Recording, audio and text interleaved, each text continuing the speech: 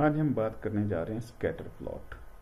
Scatter plot जो है ये दो कॉन्टिन्यूस वेरिएबल्स के दरमियान होता है और हमने बात की है कि हमेशा डेटा विजुअलाइजेशन जो है वो एक इफेक्टिव मैसेज देने पास ऑन करने के लिए होता है। तो हमारे पास जो डेटा है आज trade share from 1960 to 1995 average और average economic growth from 1960 to 1995। ये डेटा है ट्रेड शेयर ग्रोथ रफली 60 कंट्रीज हैं। तो इसका डेटा हम देखते हैं ट्रेड शेयर और इकोनॉमिक ग्रोथ जो है क्या इनके दरमियान कोई रिलेशनशिप है या नहीं है। तो अब हम यहाँ पे इंसर्ट कर सकते हैं अपना जो है स्कैटर प्लॉट इंसर्ट कर लें। तो उप्स आप यहाँ पे स्कैटर प्लॉट इंसर्ट कर लें और अब आप डेटा सिलेक्ट कर लें। सिलेक्ट डेटा में जो है वो आप ऐड कर लें सीरीज नेम ग्रोथ और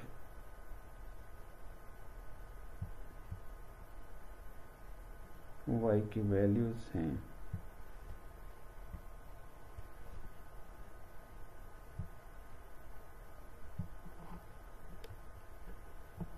और x की वैल्यूज जो है वो हैं आपके पास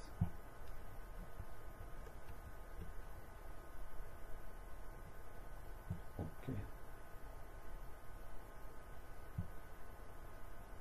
अब ये आपके पास एक ग्राफ आ गया। इस ग्राफ को मैंने ग्रिड लाइंस पीछे से रिमूव की हुई हैं, व्यू में जाके ग्रिड लाइंस को रिमूव किया हुआ है। तो यहाँ पे ये देखिए ग्रिड लाइंस जो है ये वाली ग्रिड लाइंस आपकी विजिबिलिटी डॉट्स की पुअर कर रही हैं, तो इनको आप रिमूव कर सकते हैं। तो ये आपके पास रिमूव हो गई। टाइटल को भी मैं यहाँ से थोड़ी देर के लिए रिमूव कर रहा हूँ। तो अब ये मेरे पास ट्रेड शेयर है और ये मेरे पास इकोनॉमिक ग्रोथ है। तो बेसिकली और आप यहाँ पे एक्स और वाई एक्सिस को लेबल कर सकते हैं। तो यहाँ पे आपके पास ये सारी values close to each other है, लेकिन ये वैल्यू बहुत दूर है। अब अगर इस पे मैं लीनियर रिग्रेशन लाइन लगाऊं, मुझे लग रहा है पता नहीं इसके दरमियान रिलेशनशिप इन जनरल को बहुत ज़्यादा नज़र नहीं आ रहा, लेकिन अगर ये लाइन लगे तो ऐसे ये लाइन चलेगी। अच्छा जी, तो ये आपके पास जो है अगर मैं इसमें लीनियर फिट लगा दूं तो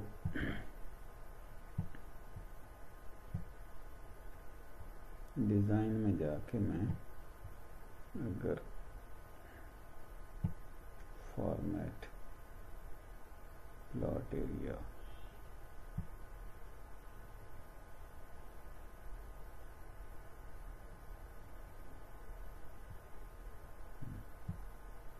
तो यहाँ से मैं इसमें अगर ट्रेंड लाइन ऐड कर दूं और इसकी इक्वेशन भी ऐड कर दूं तो आपको लग रहा है वो यहाँ पे तो बहुत स्ट्रॉन्ग रिलेशनशिप है बिटवीन ट्रेड शेयर और इकोनॉमिक ग्रोथ।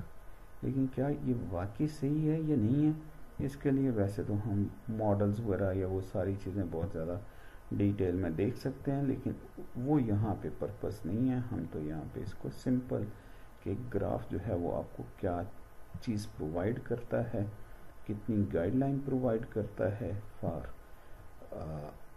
डेटा अंडरस्टैंडिंग और फिर फॉर्मली ज़्यादा बेहतर वाले डेटा बनाने के लिए। तो ये आपके पास एक ग्राफ आ गया। यहाँ पे ये वैल्यू बहुत अनयूजुअल सी है। तो फिर ये OLS थ्योरी जो है वो क्या है हम किसी और टाइम पे देखेंगे। ये आपके पास x जो है ट्रेड शेयर है और y इकोनॉमिक ग्रोथ रेट है। तो हम ये कह रहे हैं कि ट्रेड शेयर 1% इंक्रीज हो तो इकोनॉमिक ग्रोथ 2.3% इंक्रीज हो जाता है और इसकी बेस पे हम बहुत बड़ी बातें बात कर देते हैं। तो यहाँ पे भी मैं इसको बॉर्डर जो है वो ख़त्म कर रहा हूँ ताकि इस ग्राफ को ज़्यादा बेहतर बनाया जा सके। तो मैं इसको कंट्रोल करके कंट्रोल C यहाँ पे मैं इसको पेस्ट कर रहा हूँ ताकि ये मेरे पास एज इट इज़ रहे और ये चेंज नहीं हो। अब देखिए ये एक मेरे पास डेटा में शायद आउटलायर है, शायद की बात मैं कर रहा हूँ क्योंकि इसमें जो है वो ट्रेड शेयर बहुत हाई है और इसकी वजह से GDP भी बहुत हाई है। और ये आउटलायर इन एक्स एक्सिस ज़्यादा सीरियस होती है देन वाई एक्सिस। अलग से ये बातें हैं किसी और टाइम पे करेंगे। तो अगर मैं ये आउटलायर रिमूव कर दूं, जो कि मेरे पास वैल्यू है वो 1.99 और 6.6, तो ये मुझे पता है, आप थोड़ा सा चेक कर सकते हैं। तो ये मैंने वैल्यू जब रिमूव की तो आप देखिए, तो आपके पास जो है वो इस ग्राफ की शेप और इस ग्राफ की शेप में बहुत ज़्यादा फ़र्क आ गया, और इन दोनों के आर स्क्वायर में और इक्वेशंस में भी फ़र्क आ गया, और ये इवन ये 1.68% रह गया, जबकि ये 2.3% था। तो स्कैटर प्लॉट में आउटलायर्स आने से आपकी OLS जो है वो बहुत सेंसिटिव होती है और रिजल्ट्स बड़े मिसलीडिंग हो सकते हैं। तो इसलिए जब भी आप अपना स्कैटर प्लॉट बनाएं, एक तो उसको नीट क्लीन बनाएं, सेकंडली उसमें आउटलायर्स को देखें, थर्डली डोंट से कि अच्छा ये आपके पास, आप ये देखिए, ये Malta is a country, India's behaviour is this one, Pakistan के ट्रेड शेयर, और तो ये डॉट्स कोई ऐसी एक लाइफलेस चीज नहीं है, rather this is basically how countries economic growth and trade share are related. तो ये यानी कि डेटा जो है ये ऐसा नहीं है कि जस्ट एक नंबर है, ये नंबर किस चीज को रिफ्लेक्ट कर रहा है और उसको आपने समझने की कोशिश करनी होती है।